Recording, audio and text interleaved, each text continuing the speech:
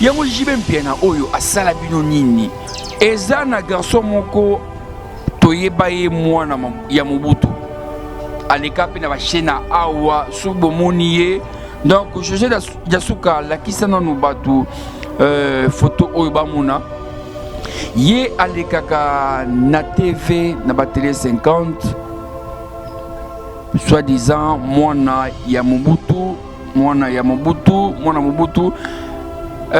batu tout baibika que non aza mwana Mobutu mais lelo je vous informe que non garçon wana na bandai non akoluka ba information garçon na aza mwana ya Mobutu te papa na yo azala la musique non azala ki mwana jibem piana on lui non pourquoi non mais à l'époque maman na yo akenda ba étude na ki après temps azonga ki azala ki na zemi na ye ayebi nga autant que papa na yeba ki to solo maman na yo mais vu qu'à cette époque ba musicien ba ki na étude moko boye lokola ba voyou j'ai pas voulu que na luka mobile wana ya kolisa zemi na yo boy on a la facilité à ça la test ADN mais wana ni on a senga na tonton Coco donc déjà test ADN wana en tout cas yeba ki no toko sala ngote papa chéri il va pas faire ça donc parce que ayebi maman na oté ayebi histoire oté donc monsieur il y aura pas de test ADN donc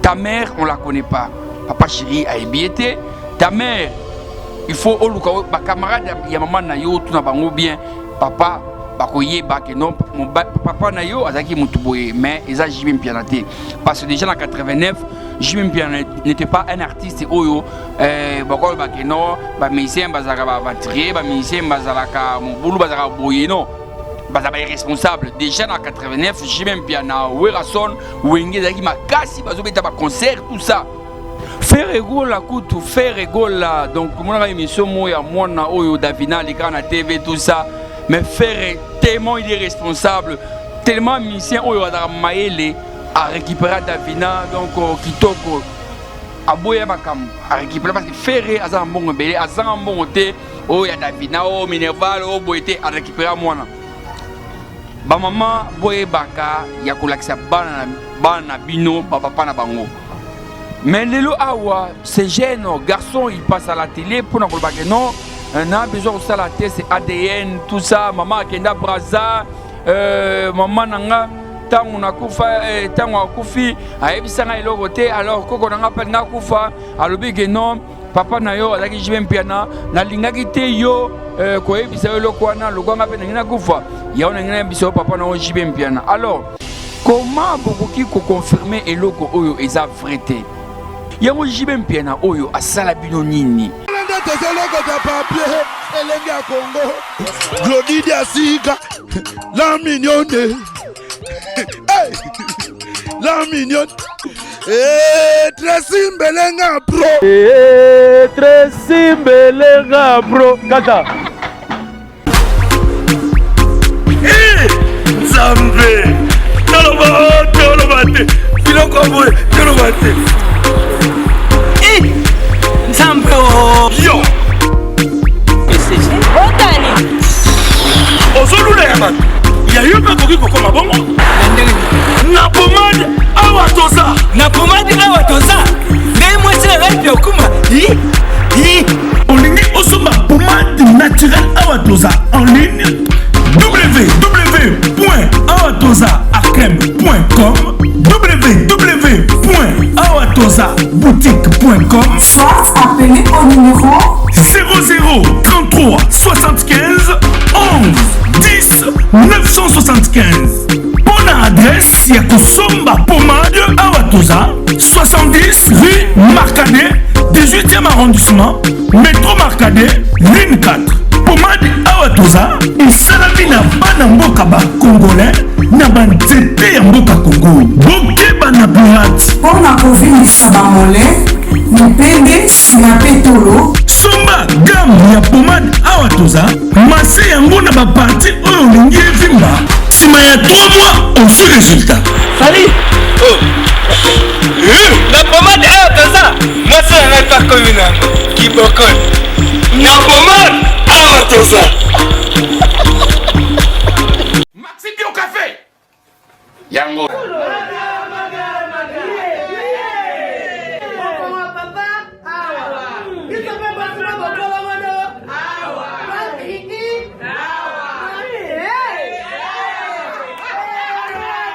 connaît pas demande hémorroïde. Diabète.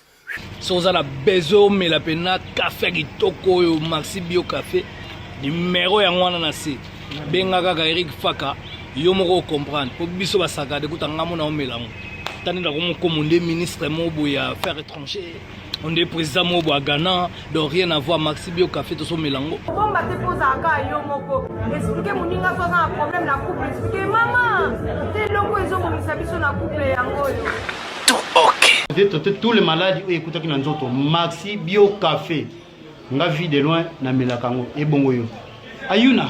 Pour yango d'autres traité pe éjaculation précoce, mari de nuit, femme de nuit, envoûtement familial.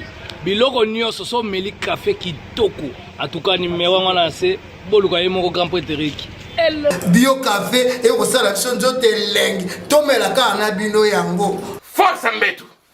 Danger. Maxi Bio, café original, bande ko tomela yango bona santé na biso. Bonjour mesdames, vous êtes connectés sur le Merci Elinga Congo avec un bon tonton Samuel Sam Kazadi le nécessaire, un chroniqueur standard Oyo Akendra toujours de partout pour vous faire plaisir. En tout cas, merci Mingi Nababo Zolandanga dans le monde entier. Merci c'est lui qu'on appelle le Raouf Abed Achour. Mes condoléances mon boss, vraiment à perdre des grandes mères naïves, vraiment. Je suis de cœur avec vous. Merci à celui qu'on appelle Ridi Ilumpe, les Tsunami, P, Popo Lumumba, Boubar, sans oublier Parouche Kwenge, l'homme du moment, Penamoni, trésor des Kings aux États-Unis, à Sekoya. Merci, P, et bon retour à l'homme fort, très fort, mon sponsor officiel, Ibrahim Chombo P, il y a José Kabeya, Gloria Gucci, la diva supérieure, Gloria Blessing, Sam Kazadi, sans oublier Bernadette Masengo.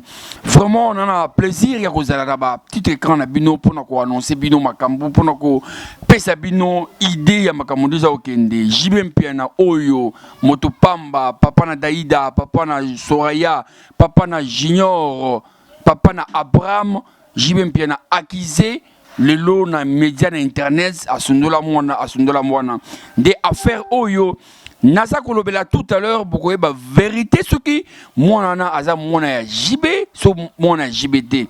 Sam Kazadi, Nasa Petit, artiste congolais, Petit ya Jibem Piana, affaire sur les alliés, en tout cas, Ngana Solana patron, na solana artiste na biso amene na mboka oyo makamu nyonso na bombelaki loko TP amonaki ba image wana amonaki émission wana alors bokoyeba réponse oyo et pesami lelo awa pona koyeba effectivement soki mwana ana aza mwana ya JB to mwana JBT alors Sam Kazadi naza journaliste oyo a défendaka bato et puis tant on les gars pour défendre artiste na biso ezalaka te na la mungi na ndako te na yebwe non nazwaka ba information à la source nazwi makambo pona pesa bino. Alors émission oyo etalami makasi elekaki na média en ligne et pas ya ndeko na biso ya mwasi Marie-Laure Lwaka Marie-Laure Mwaka, donc soi-disant asololi na mwana ya papa chéri avec des confirmations exact, sans qu'on tala, sans qu'on vérifie et avec des affirmations, oyo affirma qui ndenge bolanda kiango nazo pesa bino réponse ikoyo mais avant na comment on a na koloba boye na vie tout le monde a un double mutu tout azana double na ye o comme on appelle Sam Kazadi mutu mo ko kana pena Sam Kazadi textuellement au tel pe boye on l'appelle nga Sam Kazadi combien de fois nga baba kizanga na makambo boy ba kizanga makambo boy alors pour la faire oya mona jempiana avant kota nango eza na garçon moko toyeba ye mwana ya Mobutu aleka pe na ba chena awa subo moniye donc José Yasuka la kisana no batu photo oyo ba mona ye aleka na TV na ba télé 50 soi-disant mwana ya Mobutu batu tout baibika que non aza mwana Mobutu. Mais lelo je vous informe que non garçon wana na bandaki non akoluka ba information garçon na. Garçon na aza mwana ya Mobutu te. Lelo bokoyeba pe kombo ya papa na ye aza nani. Parce que trop c'est trop, on ne peut pas abuser na ba confiance na ba relation ya bato botala pour porter oyo. Bomoni vraiment ni Mobutu azwaka pouvoir tant azara nanu soldat tant waye sika na bokonzi tala ndenge bato akokana. So ozu photo Mobutu ya série o na mwana oyo bakokana textuellement. Alekana bashina awa mwana Mobutu zanga ebite bana Mobutu mususu ba ebite. Heureusement, malheureusement pour nous, il n'est plus en vie, mais il est à Siprenaka pour moi, il y a Mobutu. Alors, le garçon en question, il s'appelle Patrick Tungila. Patrick Tungila. Oyo, boyebaki la comme ya Mobutu, Patrick Mobutu. Patrick en question, aza mwana ya Mobutu te. Aza ni na lien, ni na... donc, aza na lien mon côté na famille présidentielle. Il y a ex-président Nabiso Mobutu Seko. Mais papa na ye, aza ki docteur. Donc, ba oba ebi, comme oyo, en tout cas, beaucoup dans l'internet, beaucoup comme docteur Tungila. Aza docteur moi, mouné na kin awa. Donc, les garçons en question, ils s'appellent Patrick Tungila. Donc, son botalier, portrait caché, il y a Mobutu. Mais son vrai père, papa Oya, botalier, comme on a dit, docteur Tungila. Oyo, a comment fils du défunt Mobutu. Na RTNC, à l'Ekaka, na télé 50, à l'Ekaka, mon Mobutu, Aza, mon Mobutu te. Alors, concernant les garçons, Oyo, à l'Ekaka, qui vraiment la chaîne, il y a Sœur Nabiso, Marie-Laure Mwaka, Aloba, Onga, tout ça, papa Nanga, Ebagite. En tout cas, Bana Poto, Bana Londres, Batutu Bolingaka, Jibem Piana, Batutu Bolingaka, Wenge BCBG, Bolingaka, Motopamba. Jibem Piana, premièrement, c'est un artiste Oyo Alingaka Batu. C'est un artiste Oyo Asangisa Bana Nyonso Azalakana Bango, P, Toyebi Bango. Toyebi Abraham, Toyebi Daïda, Toyebi Junior, Toyebi Soraya. Donc papa chéri, Azwa Banana Nyonso Azalakana Bango P, Banana Nyonso Balinganaka. Azarana division te. Écoute, Bana Yabatu Mususu, Jibem Piana, Alingaka Bango. Jibem Piana Azoka responsabilité, même Yabana Oyayete. Bana ya bandeko ya musika, bana ya bafana ya mususu ya musika. Je vais bien azana ba partenaire mususu oyo babandaki ko soutenir yeye bazo fini bambongo oyo actuellement là baza ebele na kotanga so ba kombote basila ba so na mbongo te mais tellement reconnaissance ya je vais bien alingaka batu na ye ata aussi là ozaki mutu na ye okotseka mutu na ye lui personnellement a soutenir yo.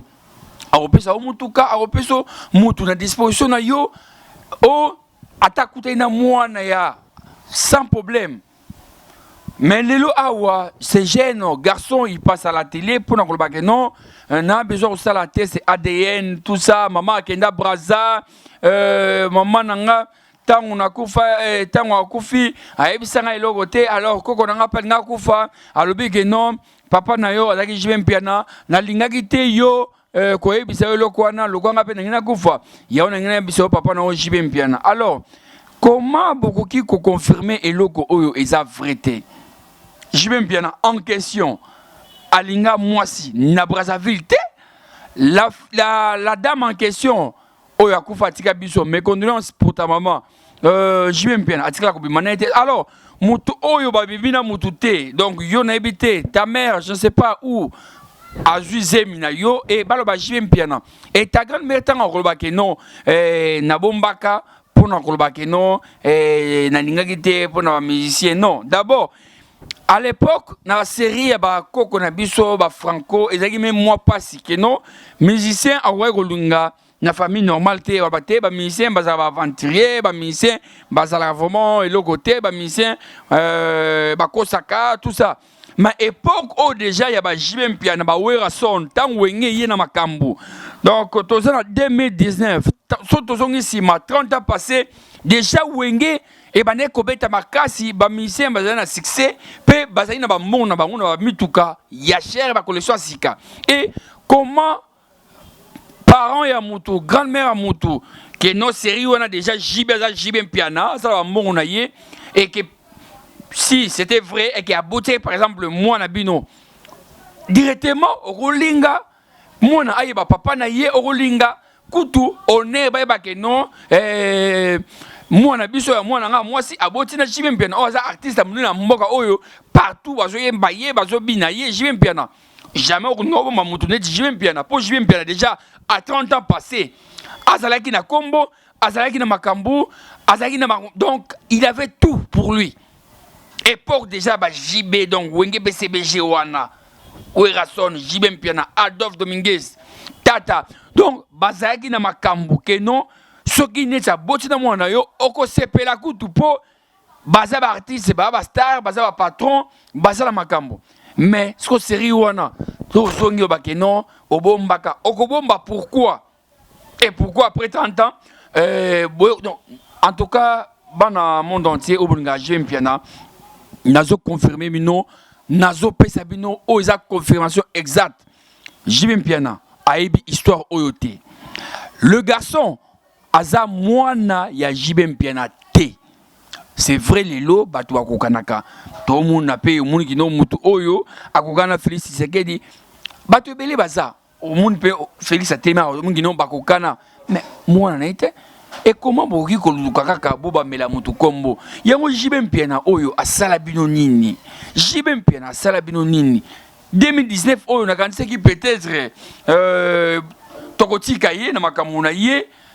Pourquoi chaque fois il faut toujours et là au moins pour déstabiliser artiste ce que tant yo garçon jeune obimi pour non nga mona JB Mpiana nga sa te sa den pour ocha na mitu ya Abraham o bazali bana JB Mpiana reconnu officiel o batutu bayebi pour ocha na mutu ya Soraya pour ocha na mutu Daïda pour ocha na mutu Junior o azali artiste o azo beta mikolo mona JB Mpiana suka akomi musicien azo beta ba rap makasi na poto félicitations Junior o ngana sola personnellement nga na sola na bana papa chéri mais toi moi je te connais pas o kono maintenant obenga Ken Mpiana na vidéo tout ça Ken Mpiana en tout cas JB Mpiana aza moto pamba c'est un artiste oyo ba voix ils belé oyo au cas où les capons mona et puis ce qui histoire en haut et ça qui est vrai tu n'allais pas procéder de la sorte au monde qui donc comment média en ligne bah titre toujours ils a mabé contre JB Mpiana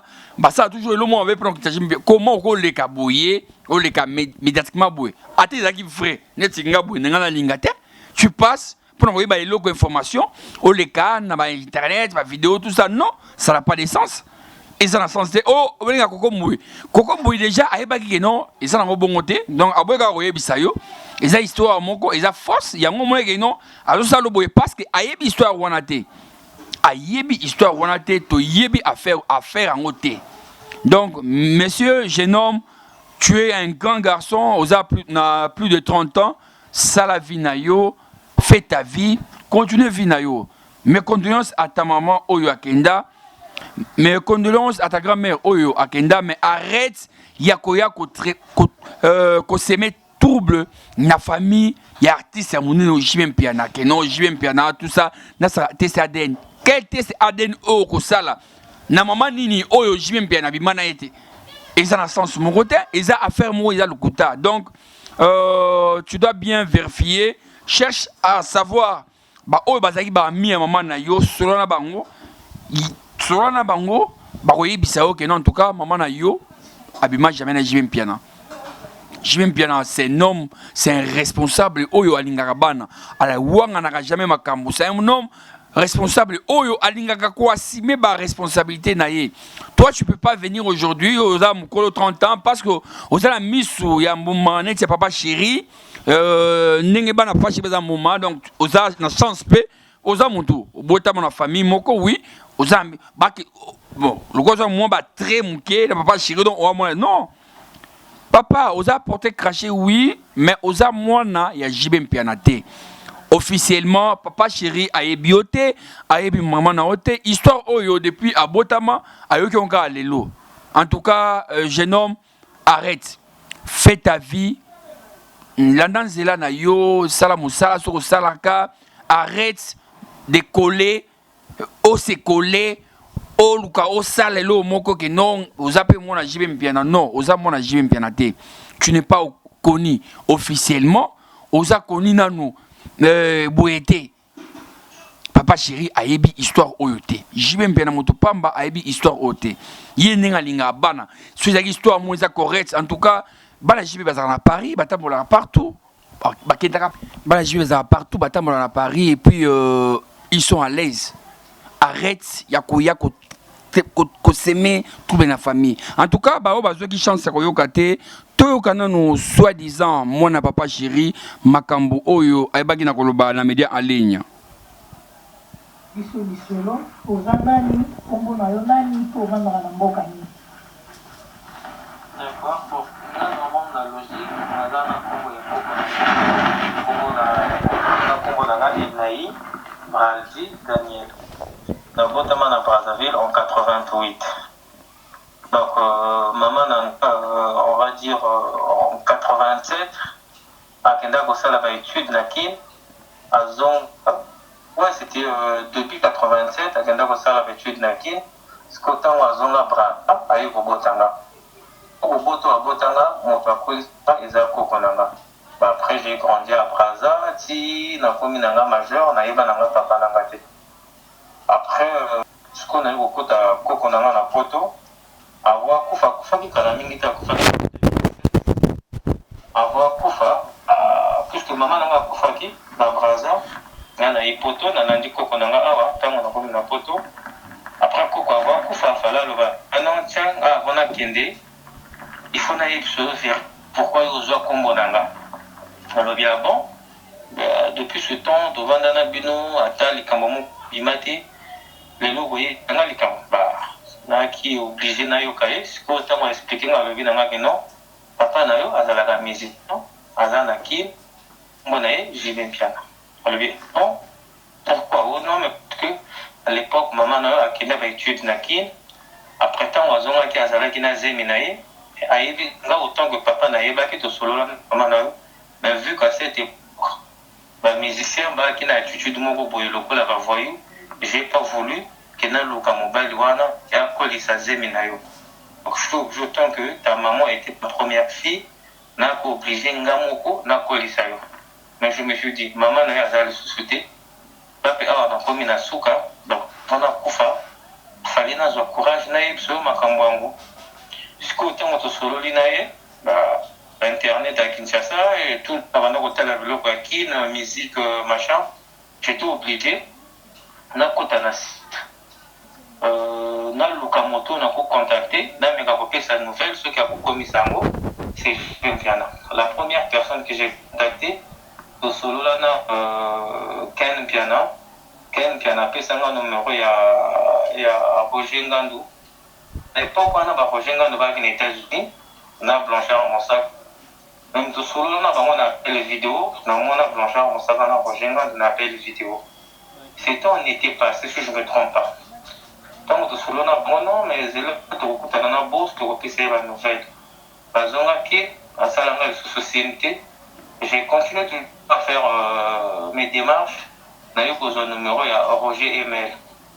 Tout solo là, mais tant bien que nous avons la photo, nous avons comme c'est le moi chez mon conduit. On a repris sur le numéro à l'Ekinaï, non, on a repris sur Facebook à l'Ekinaï. Pour que au titre de la demande qui n'a eu bobo solo là. C'était octobre 2017. Après ça, on a Facebook et à Tonton Coco et Coco Mboui. On a tiré les demandes automatiquement à répondre là. Tout solo les naboutoana, a bien un appel masqué avant qu'après ça on a eu. On a tiré la photo, et le couteau et singaka après ça qui. Après ça qui a rendez-vous normalement. Fallait tout coutana pour que tout solo le cambango. tête reposée. C'était octobre 2017. Avec la société, on a fait la suite. Je continue toujours à faire des messages, je continue dans mes messages, pour ça la voyer. Une fois, encore avec non, une fois, papa Chira avec la photo, Nathalie Snap, na le bien, je demande aux élèves à photo, à une photo. Na bengi tonton Coco, manga fait bien oui, Azara na photo mais pour le moment c'est un peu compliqué. Tant que vous allez dispo, pour ça là aussi. Et Azonga Kid a eu encore photo, il m'a jamais fait signe. Il n'y a pas très longtemps Azonga qui encore tonton Coco na téléphone. Bah il y a un mois où il y a janvier. Alors bien maintenant mais na eu ce que tant que vous allez dispo. Na pour ça là aussi. Bah pendant le tonton Coco, moi je vois pas le pourquoi. Les Kambango, ils ont mis là. Parce que normalement, c'est plus facile. Et le second, ils ont eu un combo na bino. Et non, un tel, le bien, en plus, nous en Afrique, que non, de Lukaso, qui n'est pas boy. On a la facilité à faire la test ADN. Mais on a 5 ans à tonton Coco. Donc déjà, test ADN en tout cas, Yebakino, Tokosa la montée, papa chéri, il va pas faire ça. Donc parce que Ayebi maman na oté, Ayebi histoire oté. Les amis, regardez bien cet endroit. C'est le salon LTC, le meilleur de Bandal. À Bandal, c'est Paris. Il est situé sur l'avenue Kassavoubou, juste en entrée du bloc commercial. Oui les amis, au salon LTC, la main qui façonne les têtes des gens est une main experte. On s'y fait coiffer à tous les styles, l'afro comme l'européen. Et oui, ce coiffeur talentueux qui officie au salon LTC, c'est Fernando Mbaya, la garantie du traitement de vos cheveux. En plus, Fernando Mbaya est un expert en coiffure mixte. Chez lui, c'est le grand art, la coiffure haut de gamme. Au salon LTC, la coiffure est élevée au niveau supérieur. Aujourd'hui, le salon LTC reste la seule référence de la coiffure à Kinshasa. Et oui les gars, à l'unanimité, reconnaissons qu'il est le meilleur.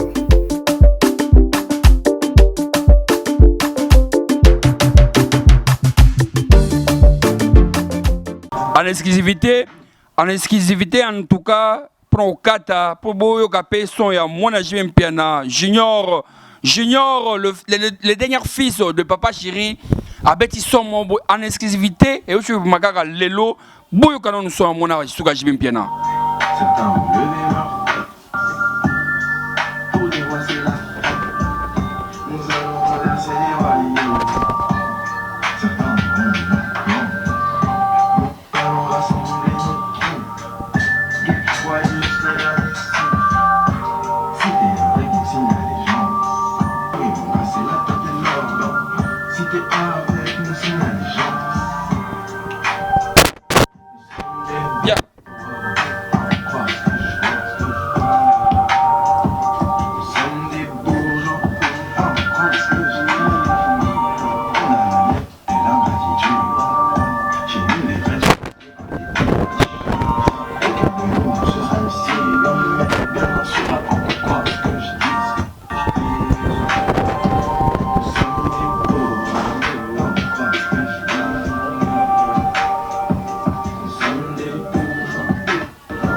En tout cas, Oyo, Eza, exclusivité mondiale, Ezali, dernière chanson Oyo, Mwana, ya Jibem Piana, le dernier fils, Junior, Abraham, Asali, bah, oh, bah, il va télécharger en haut, donc, beaucoup commune internet, Junior en Piana, titre Nango, Ezali, Beau Roi, Botala Ningi Bazo Komango, donc, Beau Roi, donc, je crois, dans chaque place, Wana, Batubatala, Zumango, Beau Roi,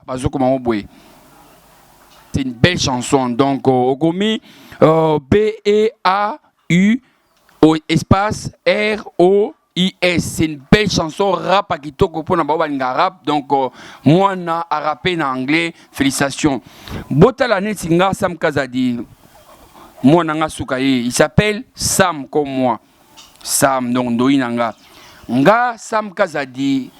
Nabima nabasi ebele nga mais nabasi nyonso wana na reconnaître ko bota to quelque part na moitié mais tant on est singa na pesi mwana batuzemi nakoyeba ke na pesi mwana batuzemi nakoyeba ke non pona kolandela ke non mwana comme na 7 mois ya libumu comme na 8 mois comme na 9 mois nga naza na bana mibale oyo baza reconnu donc naza na Jessica BM Samira naza na Sam oyo sikoyo na minchi oyo nayebi mwasi moko te oyo aza na zemi nanga nayebi mwasi moko te oyo nabotisa quelque part siko quoi qui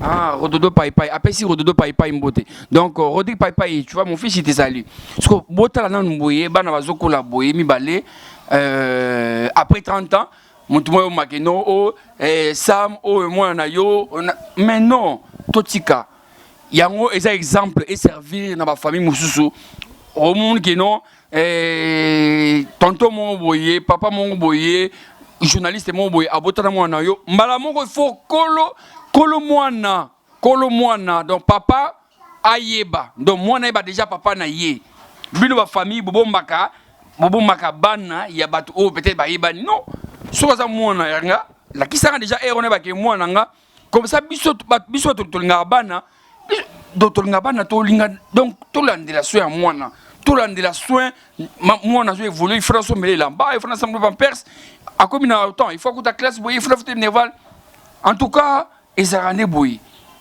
en tout cas bo lingarajimi mpiana ozaki juste pour informer bino na message oyo alkuta message oyo ya mwana oyo garçon oyo azana misu André Mboma André papa chéri mais aza mwana ya jibe mpiana te donc histoire oyo esuki awa totika ko bebisa réputation totika toluka to sa ba campagne mabe pour ko déstabiliser artiste amné na mboko jibe mpiana non mwana aza mwana jibe mpiana te donc jeune homme continue ta vie ndengo salaka nebito salaka nini continue na bongo donc mwana liboso ya jibe mpiana ezalaka Abraham Piana oyo aza joueur ya munene donc je crois à l'internet pe na YouTube so remet Abraham Piana bon mona ba interview na ye c'est le premier fils de JB Piana reconnu oyo ayebi mais ça la bongo vraiment na ebité makam oyo Congo na biso oyo Congo na biso na ebité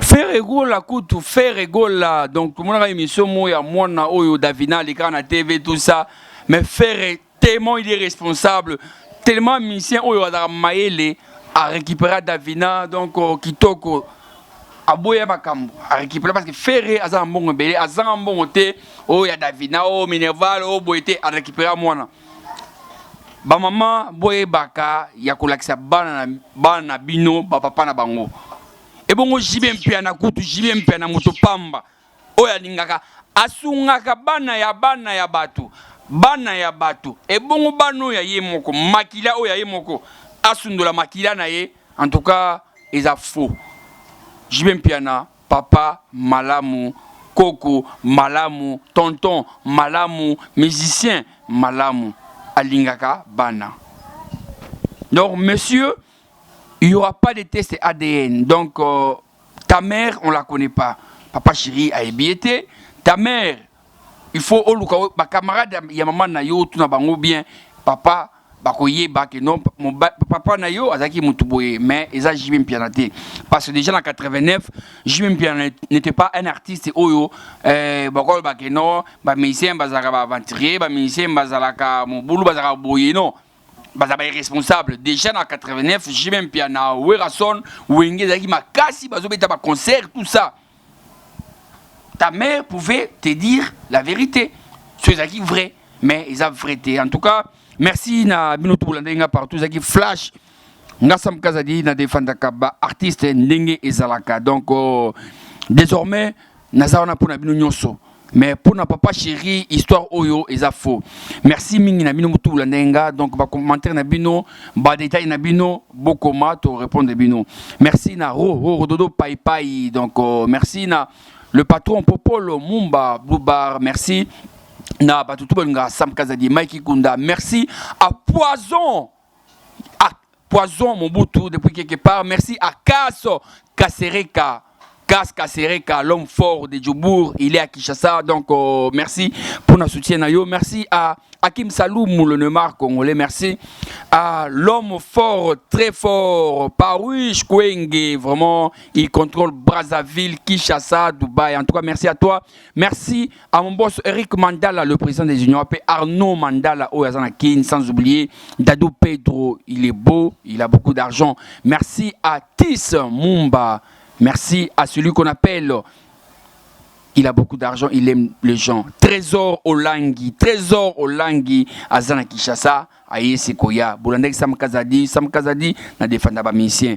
Merci à José Diasuka, Bo s'abonner Mingi, na Elenga Congo.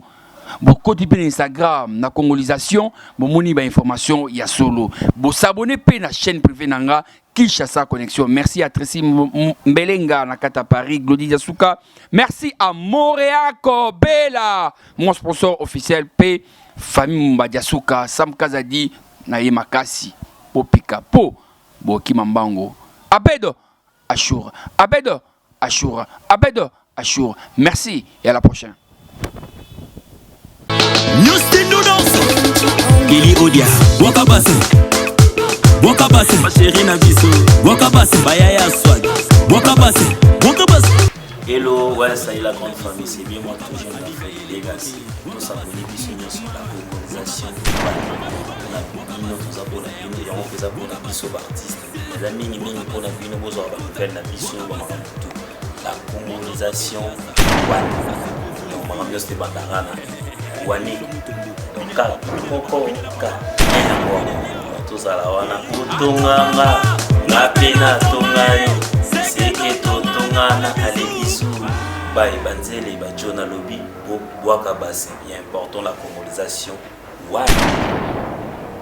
Wakabase, Wakabase, Wakabase, Lido VIP, Wakabase, Vanessa, Maloba, Pesaka Fecharo, et Fecharo, Ningisa Fecharo, et Fecharo, Ale Simbaka Fecharo, et Fecharo, vamos dançar na traje, vamos dançar no rabo, Berton Tibala, Atomanga, na pena Tomae, Seketo Tomana, ale bisou, Elenga Congo, Glody Diasuka, la mignonne, hey, la mignonne, Tracy Mbelenga Pro, Tracy Mbelenga Pro, Kata.